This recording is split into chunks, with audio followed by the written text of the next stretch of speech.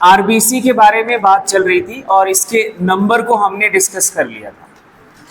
Normal count क्या होता है, male adult female and infants में ये हो गया था।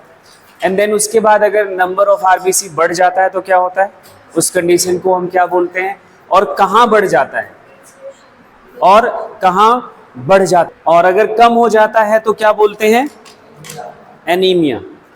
ये तो बात हो गई थी नंबर की। अब हेडिंग बना लो, shape and size of RBC. Shape and size of RBC. तो पहले शेप की बात कर ली जाए। शेप में हम जो टर्म लिखते हैं that is the by concave. लिखो, जो हमारा आरबीसी हम डिस्कस कर रहे हैं वो आरबीसी किसका है, मैमल्स का। तो वर्ड लिखते हैं मैमेलियन, मैमल्स के आरबीसी के लिए, मैमल्स के लिए मैमेलियन वर्ड लिखते हैं। मैमेलियन आरबीसी का शेप कैसा है वो लिखो, बाई कॉनकेव। बाई कॉनकेव मतलब उसका आउटलाइन तो सर्कुलर है। आउटलाइन कैसा है, सर्कुलर है, और सर्कुलर होने के साथ साथ जो दो सरफेसेस हैं वो कॉनकेविटी शो करता है। ठीक है, तो कुछ ऐसा इसका अपीयरेंस दोनों सरफेसेस से देखने को मिलेगा, और दोनों सरफेसेस पे कॉनकेविटी है, तो आप इसको हम क्या बोल देते हैं, बाई कॉनकेव शेप। 3 डायमेंशन में देखोगे तो सर्कुलर आउटलाइन है, ये ध्यान रखना। ठीक है, शेप की बात हो गई। अब ये जो कॉनकेविटी है इसका एक फायदा है, इस कॉनकेविटी का एक पर्पज है, ऐसा ही नहीं है। कॉनकेविटी आती क्यों है वो भी बाद में समझेंगे, लेकिन इसका जो पर्पज है वो समझना है। जैसे मैं आपको 1 सेंटीमीटर की लाइन खींच दूं, ठीक है, तो 1 सेंटीमीटर का ही डिस्टेंस या जो उसका स्पेस होगा वो उतना ही कवर करेगा, यही होगा। लेकिन अगर यही 1 सेंटीमीटर का सरफेस हम लें और कोई लाइन ऐसे खींच दें, तो अब अगर ये देखेंगे यहाँ से यहाँ का डिस्टेंस तो 1 सेंटीमीटर ही होगा, ठीक है, लेकिन इस लाइन का जो डिस्टेंस, ये इस लाइन की जो लेंथ होगी वो बढ़ जाएगी, नहीं बढ़ेगी, बढ़ जाएगी। तो यही पर्पस होता है इस कॉनकेविटी का। इस कॉनकेविटी से अब एक सरफेस पे कॉनकेविटी हुआ, क्या इसका पर्पस है, इंक्रीजेस सरफेस एरिया। ये क्या इंक्रीज करता है, सरफेस एरिया इंक्रीज करता है, कहीं भी कॉनकेव सरफेस अगर बन रहा है तो। ठीक है, अब आरबीसी को देखो, इसका ये वाला सरफेस भी कॉनकेव है और ये वाला भी सरफेस कॉनकेव है, तो इसका पर्पस क्या है, वही सेम बात है, सरफेस एरिया मैक्सिमम ये गेन कर सके। तो ये कॉनकेविटी जो है इसका पर्पस क्या है या इसका फायदा क्या है, इट इंक्रीजेस सरफेस एरिया। ये सरफेस एरिया को इंक्रीज करता है, ये बात ध्यान रखना। इसलिए कॉनकेविटी है और इस कॉनकेविटी का ये फायदा है। अब सरफेस एरिया का होने का फायदा क्या होगा, ज़्यादा सरफेस एरिया होगा तो फायदा क्या होगा, हाँ, हीमोग्लोबिन जो है वो ऑक्सीजन के साथ या रेस्पिरेटरी गैसेस के साथ ज़्यादा से ज़्यादा कंबाइन कर पाएगी और ज़्यादा से ज़्यादा वो ट्रांसपोर्ट कर पाएगी। ज़्यादा से ज़्यादा जब जुड़ेगी, है ना, तो ट्रांसपोर्टेशन भी ज़्यादा होगा। तो ये ऑक्सीजन या रेस्पिरेटरी गैसेस के ट्रांसपोर्टेशन की एफिशिएंसी को बढ़ाने के लिए इनका सरफेस कैसा कर दिया गया, बाई कॉनकेव। और क्यों बढ़ाया गया, क्योंकि हम जो जानवर हैं ना वो बड़े कॉम्प्लेक्स हैं, और कॉम्प्लेक्स जानवरों के लिए हाई सप्लाई ऑफ एनर्जी चाहिए। छोटी मशीन बड़ी मशीन समझते हो, छोटी मशीन चलाने के लिए कम बिजली चाहिए या कम पावर चाहिए, बड़ी मशीन चलाने के लिए ज़्यादा पावर चाहिए। अपने आप को बड़ी मशीन समझ लो, ठीक है। तो हमें ऑपरेशनल या हमारी वाइटल एक्टिविटीज़ ठीक ठीक चलती रहें, इसके लिए जो मिनिमम रिक्वायरमेंट ऑफ एनर्जी है वो कहीं ज़्यादा है, इसलिए आपके आरबीसी में ये एडोप्टेशन है। तो मैमल्स जितने हैं लगभग वो सुप्रीम या कह सकते हैं कि सबसे कॉम्प्लेक्स जो क्लास है वो मैमल्स की है, ठीक है, ये बात याद रखना।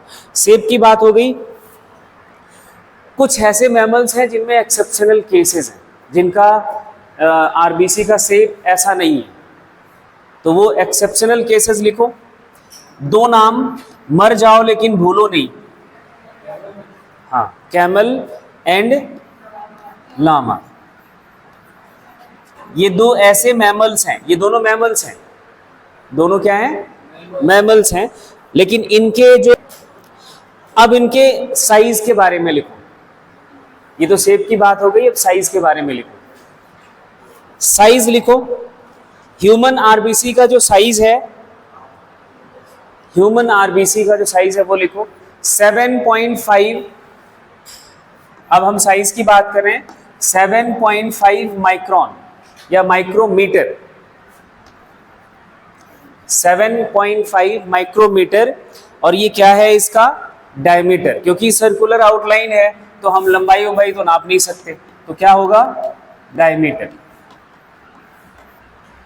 7.5 माइक्रोमीटर इन डायमीटर, ठीक है। जब आप इसकी सेक्शनल व्यू की बात करते हैं, मीन्स कोई सर्कुलर आउटलाइन है ना, कोई ऐसे थिकनेस होएगी कुछ, वो जो थिकनेस है वो क्या है वो लिखो। इसकी थिकनेस जो होती है आरबीसी का, जब आप ट्रांसफर सेक्शन काटोगे ऐसा कुछ,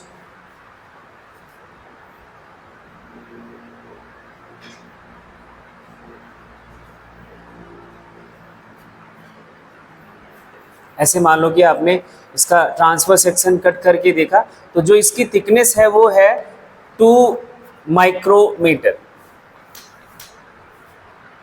कितनी, 2 माइक्रोमीटर। इसका जो ये डायमीटर, अभी हम आउटलाइन बनाएंगे बट वो सर को आपको बाइकॉन कैविटी नहीं दिखेगी, ऐसे आप इसको यहाँ ऐसे दिखा लो, ये जो डायमीटर होगा 7.5 माइक्रोमीटर और थिकनेस 2 माइक्रोमीटर। ये ह्यूमन आरबीसी की बात हो गई। अब ये पूछा जा सकता है कि भाई आपका कोई ऐसा आरबीसी, ऐसे मैमल्स हैं जिनके पास सबसे बड़ा आरबीसी है साइज में, तो लार्जेस्ट आरबीसी लिखो। किसका है, largest RBC is present in amphiuma. ये जानवर का नाम है, एम्फियूमा है, एम्फियूमा। ये एक एम्फीबियन है। क्या है ये, एम्फीबियन है। एम्फीबियन तो आप समझ रहे होगे, जो कॉर्डेट है आपका फाइलम, उन्हीं में से एक फ्रॉग, समझते हो फ्रॉग, 25 to 80 माइक्रोमीटर। तो सबसे बड़ा जो आरबीसी है वो इसी के पास है। हाँ, वहां भी आ रहे हैं, क्यों घबराता है भाई। ह्यूमन आरबीसी का डायमेंशन याद हो गया, 7.5 एंड 2 माइक्रोमीटर, लार्जेस्ट 75 to 85, ठीक है। अब ये अगर आपसे पूछा जाए, ये एम्फीबियन है, ध्यान रखना सवाल ऐसे पूछेगा ना, दिमाग सोचता ही रहेगा। अभी हम क्या बात कर रहे थे कि मैमल्स के आरबीसी का देख रहे थे, ये क्या है, एग्जाम्पल एम्फीबियन है, जो आपका ये कॉर्डेटा फाइलम है। अब थोड़ा सा आपको इसके बारे में याद रखना है। फाइलम जो कॉर्डेटा है, इसको 4 क्लासेस में डिवाइड किया गया मेनली, जिसमें से पहली क्लास है किसकी, फिशेस की। फिशेस के पहले भी एक क्लास आती है बट वो अभी नहीं हम बताएंगे, वो आपको जब एनिमल किंगडम या क्लासिफिकेशन बताएंगे तब आपको बताया जाएगा। फिशेस के बाद आता है एम्फीबियन, एम्फीबियन के बाद आता है रेप्टाइल्स, रेप्टाइल्स के बाद बर्ड्स, एंड बर्ड्स से एडवांस एनिमल है आपका मैमल्स। ये पांच क्लासेस हैं कॉर्डेटा फाइलम के। तो अभी हम जो बात एग्जाम्पल यहाँ पे लिखे हैं वो इस क्लास का एग्जाम्पल है, और हमने अभी जो डायमेंशन देखा था वो मैमल्स का देखा था, एक्सेप्शनल केस मैमल्स का देखा था। अगर ये पूछ लिया जाए कि भाई मैमल्स में से ऐसा कौन सा मैमल्स है जिसके पास सबसे बड़ा आरबीसी है,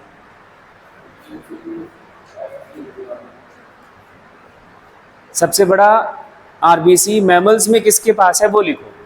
लार्जेस्ट आरबीसी इन मैमल्स, तो नाम आता है सबसे बड़े जानवर का, टेरेस्ट्रियल एलिफेंट। किसका? एलिफेंट। हाथी, हाथी, हाथी आया। एलिफेंट,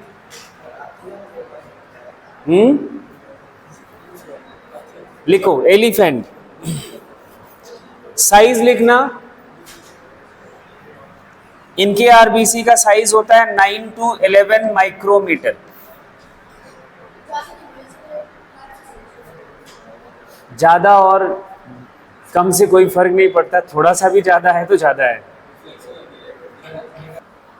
स्मॉलेस्ट आरबीसी मैमल्स में किसके पास है वो लिखो। Smallest RBC in mammals,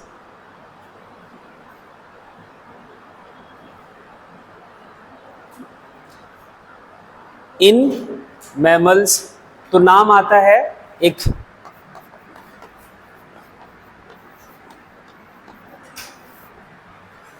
musk deer. ठीक है, ये नाम याद रखना। और इनके आरबीसी का साइज होता है 2.5 माइक्रोमीटर। कितना? 2.5 माइक्रोमीटर। इतनी बात समझ आ गई। अब एक आपने टर्म लिखा था change in number of RBC, तो उसके लिए वर्ड यूज करते हैं क्या? अगर नंबर में चेंज होता है तो दो कंडीशन आता है, पॉलीसाइथीमिया या फिर एनीमिया। एंड अगर साइज चेंज हो जाए तो क्या बोलेंगे?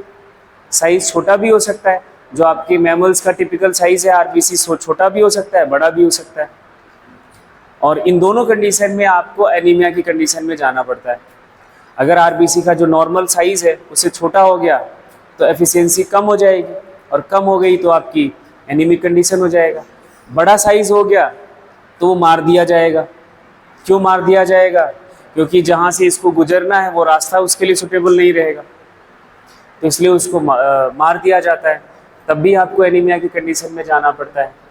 तो एनीमिया आपके दो टाइप के होते हैं, माइक्रोसिटिक एनीमिया और मैक्रोसिटिक एनीमिया, दो आता है, और दोनों के बारे में बात करेंगे, अभी नहीं बाद में, है ना। अभी बस आपको इतना लिखना है, नेक्स्ट पॉइंट करके लिखना, नोट करके। Change in size of RBC, change in size of RBC is termed as, इसके लिए टर्म जो लिखते हैं that is the anisocytosis. Anisocytosis, और एन आइसोसाइटोसिस साइज ज़्यादा भी हो सकता है और कम भी हो सकता है। इन दोनों कंडीशंस के बारे में जब जरूरत पड़ेगी तो अपन डिस्कस करेंगे। आरबीसी का शेप चेंज हो तब क्या होगा, उसके लिए क्या टर्म लिखते हैं वो भी लिख लो। Change in shape of RBC लिखते हैं पॉइकिलोसाइटोसिस। पॉइकिलोसाइटोसिस। शेप में चेंजेस कब आते हैं आरबीसी के, वो ध्यान से देखो। साइज में चेंज आएगा तो शेप में नहीं आता है, बट उसका मीडियम अगर हम आरबीसी का चेंज करते हैं तो आ जाता है। ऑस्मोसिस के बारे में पता है आपको? मूवमेंट ऑफ सॉल्वेंट या movement of water from its higher concentration to its lower concentration. पानी का कंसेंट्रेशन आपको देखना है, जो हम सोल्यूशन का कंसेंट्रेशन पढ़ते हैं वो सोल्यूट के रिस्पेक्ट में पढ़ा हुआ होता है। जैसे आप कोई सोल्यूशन ले लिया है ना, किसी में 10 ग्राम शुगर मिक्स है, किसी सोल्यूशन में 20 ग्राम मिक्स है, तो कंसंट्रेटेड सोल्यूशन हम 20 ग्राम वाले को बोलेंगे। लेकिन पानी जस्ट अपोजिट डायरेक्शन में मूव करेगा, पानी इस सोल्यूशन से इधर आएगा, क्योंकि जब सोल्यूट कंसंट्रेशन कम है, यहाँ सोल्यूट कंसंट्रेशन ज़्यादा है, तो यहाँ जो सॉल्वेंट है या फिर वाटर का कंसंट्रेशन वो ज़्यादा होगा और वाटर का कंसंट्रेशन यहाँ कम होगा। बात समझ आई? तो हम ऐसे ही अभी इसके बारे में सेल वाले चैप्टर में खूब डिटेल में बात करेंगे, यहाँ का टॉपिक नहीं है, लेकिन आरबीसी के लिए थोड़ा सा आपको समझना है। ये एक सॉल्यूशन हमने मान लिया जो आपके एक्सटर्नल सॉल्यूशन है। अब अगर इसमें हम आरबीसी को रखें तो इसका लिमिटिंग मेम्ब्रेन क्या है? सेमी परमिएबल मेम्ब्रेन है। क्या है? अरे भाई सेल मेम्ब्रेन कैसी होती है? वाटर के लिए तो सेमी परमिएबल ही होती है ना। और इसके सेल के अंदर एक सॉल्यूशन हुआ, इसका हमने नाम रख लिया सॉल्यूशन ए, और ये बाहर वाला सॉल्यूशन सॉल्यूशन बी, है ना। आप किसके रिस्पेक्ट में बात करना चाहते हो, सोल्यूट के कि सॉल्वेंट के? भाई मैं सोल्यूट के बारे में सोल्यूट के बारे में ही सुना हुआ है, तो सोल्यूट के रिस्पेक्ट में ही बात कर लेते हैं। सॉल्वेंट आपको थोड़ा सा उसके बाद मैं बता दूंगा, समझ लेना। इसको हम सोल्यूशन बोल रहे हैं, तो इसका जो सोल्यूट कंसंट्रेशन है, सेल है, तो सेल का सोल्यूट कंसंट्रेशन लगभग कांस्टेंट होगा। इसको हम चेंज नहीं कर सकते, इसको हम चेंज नहीं कर सकते, क्योंकि एसपीएम लगा हुआ है। एसपीएम सोल्यूट को परमिट ही नहीं करता, बाहर ही नहीं जाने देता या ना आने देता अंदर। अब उसके बाद जो बाहर का सोल्यूशन है, इस सोल्यूशन के रिस्पेक्ट में, इस सोल्यूशन के रिस्पेक्ट में अगर इस सोल्यूशन बी में आपका सोल्यूट कंसंट्रेशन, कौन सा सोल्यूट कंसंट्रेशन ज्यादा है, इंक्रीज्ड है, क्या है? इंक्रीज्ड है। बात समझ आई? मतलब सेल के अंदर सोल्यूट कंसंट्रेशन कम है, बाहर वाले सोल्यूशन में इसके रिस्पेक्ट में सोल्यूट कंसंट्रेशन ज्यादा है, तो इस बाहर वाले सोल्यूशन को बोला जाता है हाइपरटोनिक सोल्यूशन। क्या बोला जाता है? Hypertonic solution. रिस्पेक्टिव कंडीशन है, सेल के अंदर वाले कंडीशन सोल्यूशन के रिस्पेक्ट में अगर वहाँ सोल्यूट कंसंट्रेशन कम और बाहर वाले सोल्यूशन में सोल्यूट कंसंट्रेशन ज़्यादा, तो बाहर वाले सोल्यूशन का नाम क्या बोलोगे? Hypertonic solution. बात समझ आ गई? इस कंडीशन में ध्यान से सुनना, हाइपरटोनिक सोल्यूशन में जब आरबीसी को रखा जाता है, मीन्स ऐसा सोल्यूशन जो हाइपरटोनिक कंडीशन का हो, जब रखा जाता है। अब मैं दूसरे रिस्पेक्ट में बात करने जा रहा हूं, मैंने अभी सोल्यूट के रिस्पेक्ट में बात कर लिया। जब इसमें सोल्यूट कंसंट्रेशन सेल के अंदर कम है, तो सॉल्वेंट का कंसंट्रेशन ज्यादा होगा, वाटर का कंसंट्रेशन ज्यादा होगा इसके रिस्पेक्ट में। बाहर वाले जो आपका बाहर वाला जो सोल्यूशन है उसके रिस्पेक्ट में यहाँ पे सॉल्वेंट कंसंट्रेशन कम होगा, डिक्रीज होगा। ये बात पक्की है सोल्यूशन का, ऐसा ही वॉल्यूम अगर फिक्स्ड है, ठीक है।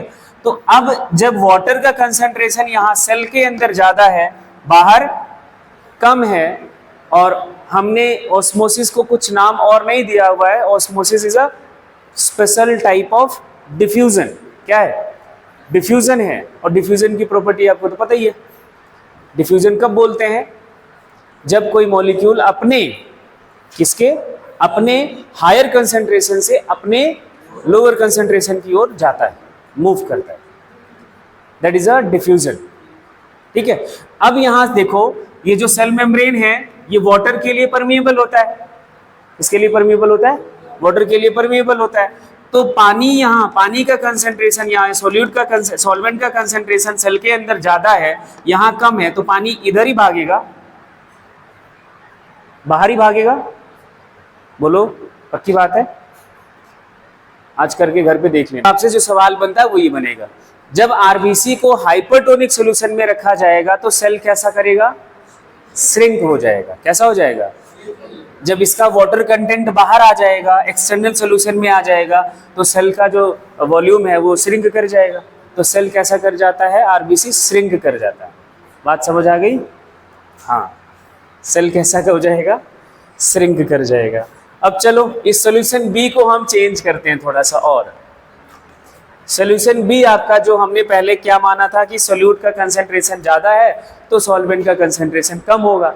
अब मैं ये मान लेता हूं कि आरबीसी के रिस्पेक्ट में इसमें सोल्यूट का कंसंट्रेशन कम है, सोल्यूट कंसंट्रेशन कम है, तो सॉल्वेंट कंसंट्रेशन क्या होगा, ज़्यादा होगा आरबीसी के रिस्पेक्ट में। तो पानी किधर से किधर मूव करेगा, तो just opposite direction, externally to internal, means endosmosis होगा। इस डायरेक्शन में पानी मूव करना शुरू कर देगा।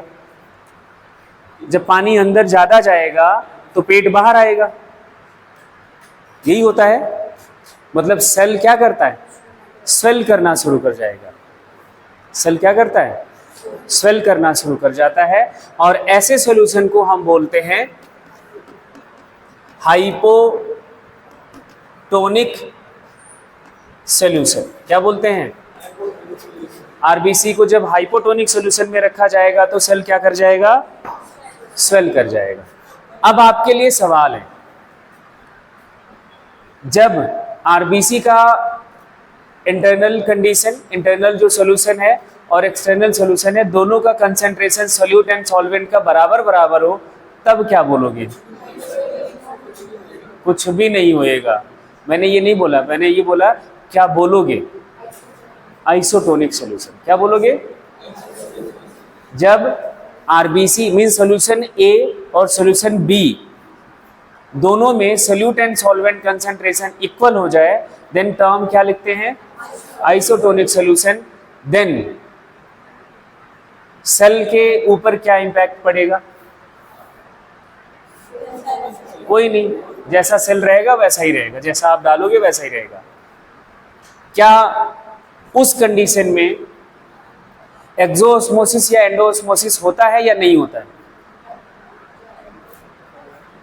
ये आपसे सवाल पूछा जाएगा। होता है, but rate of exosmosis is equal to the rate of endosmosis, दोनों बराबर होते हैं, इसलिए उस पर कोई चेंज नहीं दिखता। ये बात समझ आ गई, मतलब जितना आ रहा है उतना ही जा रहा है, तो क्या चेंज, कुछ नहीं, है ना। लेकिन जब भी ऐसे केसेस हो जाए हाइपोटोनिक एंड हाइपरटोनिक, तो चेंजेस आपको दिखेंगे। एक में सेल श्रिंक कर जाती है, एक में स्वेल कर जाती है। एक बात और आपसे पूछ ली जाए कि अगर ये बोला जाए कि जब हम आरबीसी है, आरबीसी को प्योर वाटर में रख दिया जाए, डिस्टिल वाटर में रख दिया जाए, तो क्या होगा, है प्योर वाटर स्वेल करेगा, क्या करेगा, स्वेल करेगा। सिर्फ स्वेल ही नहीं करेगा, फट जाएगा, बर्स्ट हो जाएगा। अब वो फटता क्यों है, इसका वजह बताओ। सेल वॉल नहीं होता क्योंकि ये एनिमल सेल है। अगर वही प्लांट सेल होता तो सेल मेम्ब्रेन के बाहर एक रिजिड वॉल होती है जिसे बोलते हैं सेल वॉल। अगर वही प्लांट सेल रख दो तो वो नहीं फटेगा, वो तो कहेगा कि चल वो सेल वॉल बचा ही लेगा मेरा, है ना। इसके पास क्या है, सिर्फ सेल मेम्ब्रेन है, वो स्वेल करता जाएगा और एक टाइम के बाद फट जाएगा। ये बात पक्की है, तो फिर लिख लो इस बात को। क्या है, हाँ, 9th में बिल्कुल यही था। अरे वो इंटेलिजेंट बच्चा है यार। लिखो, if RBC is kept in hypertonic solution, hypertonic solution,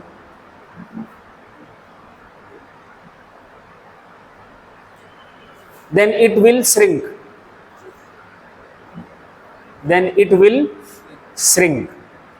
और वो मैंने दूसरा एग्जांपल आपको बताया ही नहीं यार, जब आप वो स्वेल भी करा सकते हो घर पे। किशमिश समझते हो, किशमिश ये तो समझते ही हो। अभी मैं ये बोलता रेजिन समझते हो, तो कुछ को समझ आ जाता है, कुछ को नहीं आता। रेजिन क्या होता है, हाँ, तू इंटेलिजेंट है, ठीक है। रेजिन को आप पानी में डाल के रख दो तो क्या होता है, स्वेल कर जाता है। अब रेजिन के अंदर जो बचा है वो सिर्फ सोल्यूट है। अब पानी क्या हुआ, प्योर सॉल्वेंट हुआ, तो सेम बात है, बाहर हाइपोटोनिक अंदर हाइपरटोनिक, तो पानी अंदर जाएगा और वो स्वेल करके यंग हो जाता है। रखा तो सेल क्या कर जाएगा, श्रिंक कर जाएगा। इसके लिए वर्ड लिखते हैं क्रीनेशन।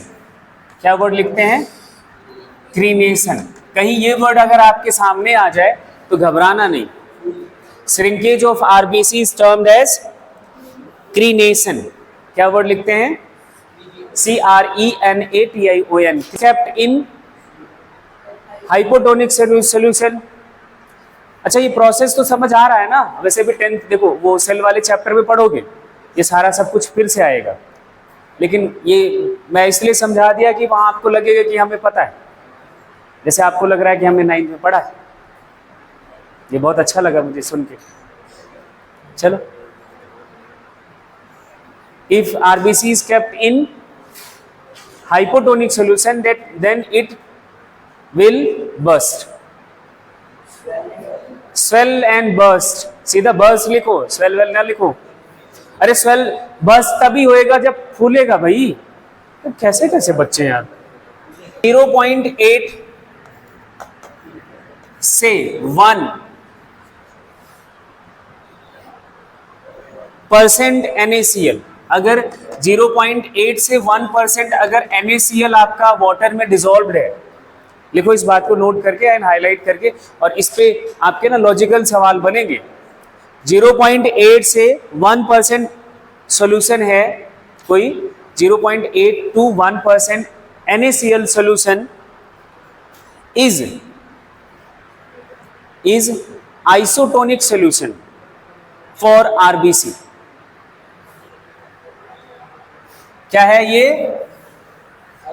आइसोटोनिक सॉल्यूशन है आरबीसी का। इसमें ना तो स्वेल करेगी ना बर्स्ट करेगी, नहीं, ठीक है। तो या फिर इधर देख, या फिर इसको आप ब्रैकेट में लिख लेना 0.9%।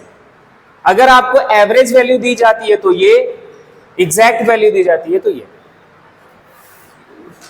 ये आइसोटोनिक सॉल्यूशन बनाता है। क्या है, NaCl का। ये ध्यान रखना, आपको ये सॉल्यूशन का परसेंटेज वाइज कंसंट्रेशन दिया जाएगा। ये नहीं वर्ड यूज करता कि हाइपरटोनिक एंड हाइपोटोनिक, वो आपको डिसाइड करना पड़ेगा इसके बेसिस पर। दूसरी बात लिखो, ये आपको ये सॉल्यूशन बना देगा ग्लूकोज का। ग्लूकोज या NaCl की जगह पे ग्लूकोज सॉल्यूशन आ जाए तो उसमें कब हम आइसोटोनिक डिसाइड करेंगे, वो लिख लो। ग्लूकोज 0.5 5% सीधा ग्लूकोज का 5% वॉल्यूम बाय वेट। अब यहां पे परसेंटेज नहीं है, यहां पे क्या है, ये वेट बाय वॉल्यूम या वॉल्यूम नहीं, वेट बाय वॉल्यूम होता है। आपका जो यूनिट होता है वो वेट बाय वॉल्यूम होता है ना। तो वेट बाय वॉल्यूम सॉल्यूशन। अब ये सब आपका केमिस्ट्री का बात है, अब जिसको ये सब समझ रहेगा, अब मुझे केमिस्ट्री पढ़ानी पड़ेगी। Glucose 5% volume, weight by volume solution लिखो। वेट बाय वॉल्यूम समझ नहीं आ रहा, वही तो बात है। Solution is isotonic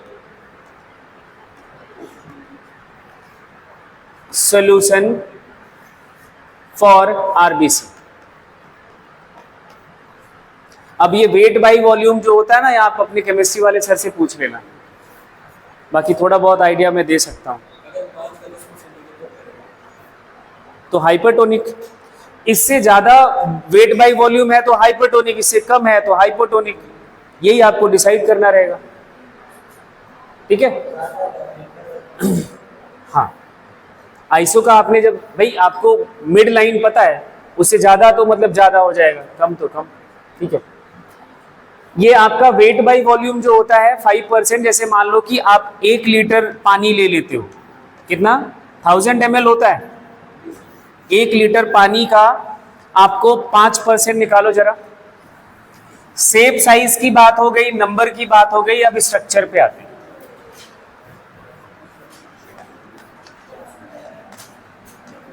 structure of RBC,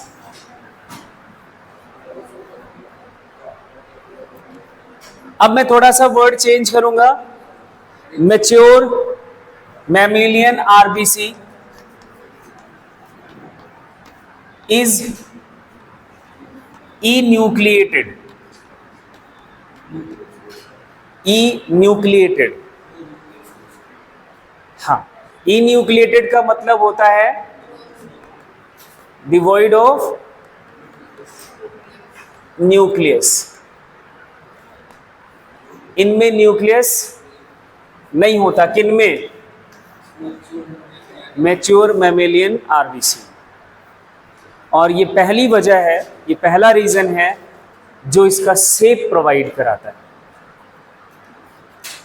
अगर आपने एनिमल सेल कभी पढ़ा है तो एनिमल सेल में जो न्यूक्लियस का पोजीशन होता है वो लगभग सेंटर में होता है। अब आप कोई सेल साइड से पिचकाना चाहते हो तो पहले तो न्यूक्लियस हटाओ, पहले क्या हटाओ, न्यूक्लियस हटाओ। इसका न्यूक्लियस मैच्योर होते होते खत्म हो जाता है, डीजनरेट कर जाता है, इसलिए इसका शेप ऐसा हो जाता है।